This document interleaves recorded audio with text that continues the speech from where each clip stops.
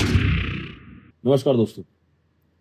तो जिस सवाल का आंसर हम आजकल दे रहे हैं, हम बात कर रहे हैं रिकंस्ट्रक्शन और रिकम्पोजिशन की। तो उसमें एक बहुत इंपॉर्टेंट फैक्टर है स्टिमुलेशन। आपकी मसल को प्रॉपर स्टिमुलस मिल जाए और वो स्टिमुलस मिलता रहे, यानी कि stimulation and restimulation is required for the muscle growth. ये होगा कैसे? क्या समझाना चाहता हूँ इस वर्ड के माध्यम से मैं आपको। तो समझिएगा कि अगर मैं आपको आज डिनर पे इनवाइट करूँ, आप मेरे यहाँ आएँ, मैं आपको पनीर दूँ, आप डेफिनेटली आपके जो हैप्पी हार्मोन्स है वो सीक्रेट होंगे अगर आपको पनीर पसंद है, और आप बेसिकली उसको बड़े चाव से एंजॉय करेंगे।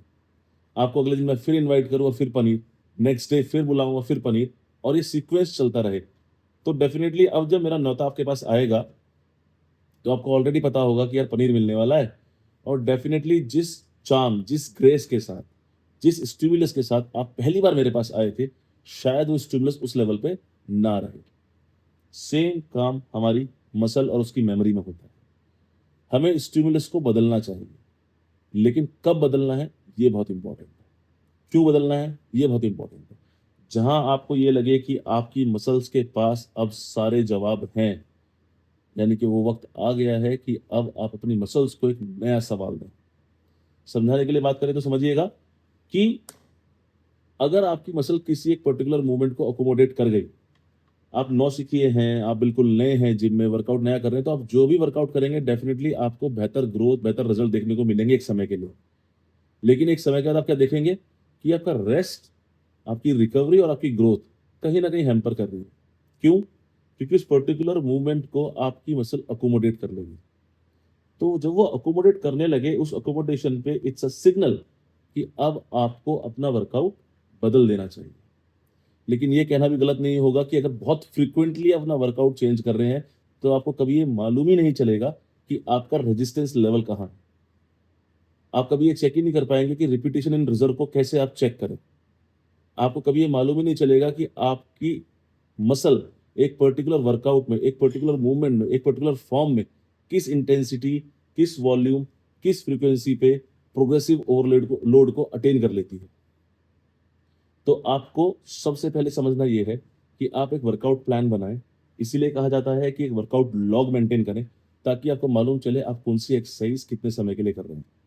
और जहां आपको लगे कि मूवमेंट ईजी हो गया है, रिकवरी फास्ट हो गई है, तो आपको डेफिनेटली अपने वर्कआउट में चेंजेस लाने की आवश्यकता है। अब चाहे वो वॉल्यूम के संदर्भ में हो, आप साइकिल चेंज कर दें, आप इंटेंसिटी को चेंज कर दें, या फ्रीक्वेंसी को घटा बढ़ा दें। हाँ, अगर हम पावर लिफ्टर्स की बात करते हैं तो उनके लिए कहीं न कहीं एक ग्लिच है कि उनको लीनियर पीरियडाइजेशन यूज़ करना पड़ता है, और ये मैंने अपनी लास्ट वीडियो में भी मेंशन किया था। क्यों? क्योंकि उनको एब्सोल्यूट स्ट्रेंथ पे काम करना होता है एक पर्टिकुलर फॉर्म में, एक पर्टिकुलर मूवमेंट में। तो वो सिर्फ ऑक्सिलरी मूवमेंट्स जो हैं उनको चेंज करते रहते हैं, यानी कि जो सप्लीमेंट्री एक्सरसाइज हैं उनको चेंज करते हैं। मेजर जो मूवमेंट है, मेजर जो फॉर्म है, मेजर जो एक्सरसाइज है, वो अक्रॉस द ट्रेनिंग प्रोटोकॉल उनका सेम रहता है। उनकी कहानी बिल्कुल अलग है। वो सिर्फ वॉल्यूम से, इंटेंसिटी से थोड़ी बहुत ऊंच-नीच कर लेते हैं, थोड़ा बहुत चेंजेस, वेरिएशन उसमें डाल लेते हैं, बट वो पूरा-पूरा वर्कआउट मसल का चेंज नहीं करते। क्यों? क्योंकि उन्हें एब्सोल्यूट स्ट्रेंथ मूवमेंट चाहिए एक पर्टिकुलर फॉर्मेट में। तो उनका ट्रेनिंग प्रोटोकॉल कंप्लीटली अलग बनेगा। लेकिन अगर आप एस्थेटिक बॉडी की बात कर रहे हैं, आप बॉडी बिल्डिंग की बात कर रहे हैं, आप फिटनेस की बात कर रहे हैं, और आप चाहते हैं कि आपको जो स्टिमुलस है वो स्ट्रांग मिले, ताकि आपकी स्ट्रेंथ बढ़े, और जब आपकी स्ट्रेंथ ऑप्टिमम न्यूरल एडेप्टेशन में चली जाए, तो आपकी हाइपरट्रॉफी बढ़े, आपका मसल का साइज भी बढ़े। तो आपको पीरियोडिकली अपने वर्कआउट प्लान्स को चेंज करना चाहिए। आशा करता हूँ कि ये वीडियो आपको समझ में आई होगी। इसी के साथ जो अगली वीडियो हमारी आएगी, हम उसमें बात करेंगे डीप ट्रेनिंग के बारे में, कि मसल लॉस ना हो तो आपको कितनी फ्रीक्वेंसी, कितनी इंटेंसिटी, कितनी वॉल्यूम का मिनिमम वर्कआउट मेंटेन करना चाहिए, ताकि आपकी मसल डीजनरेशन की तरफ ना जाए। आशा करता हूँ आपको हमारा कंटेंट अच्छा लगा होगा। अगर अच्छा लगा तो हमारे चैनल को प्लीज सब्सक्राइब करें। धन्यवाद। जय हिंद, जय भारत।